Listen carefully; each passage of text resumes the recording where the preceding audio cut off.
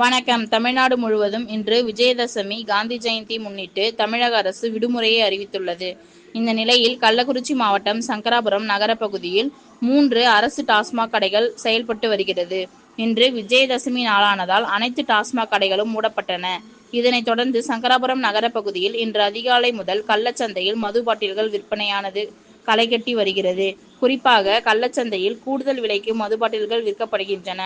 டாஸ்மாகில் ரூ.150 விற்படும் quarter கூடுதலாக ரூ.100 வைத்து ரூ.250 விற்கப்படுவதாகவும் மது பிரியர்கள் குற்றச்சாட்டை வைத்து வருகின்றனர்.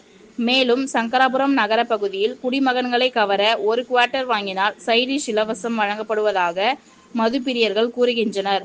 மேலும் இளைஞர்கள் மது பழக்கத்திற்கு அடிமையாகும் சூழல் ஏற்படுகிறது. ஆகையால் கள்ளத்தனமாக மது விற்பனை செய்வோரை அடையாளம் கண்டு அவர்கள் மீது சட்ட ரீதியான நடவடிக்கை எடுக்க வேண்டும் என சமூக ஆர்வலர்கள், பொதுமக்கள் கோரிக்கை வைத்து வருகின்றனர். ரெட் நியூஸ் தமிழ் செய்திக்காக கள்ளக்குறிச்சி மாவட்ட செய்தியாளர் முத்துக்குமரன். செய்திகளை உடனுக்குடன் தெரிந்து கொள்ள ரெட் நியூஸ் சேனலை சப்ஸ்கிரைப் செய்யவும்.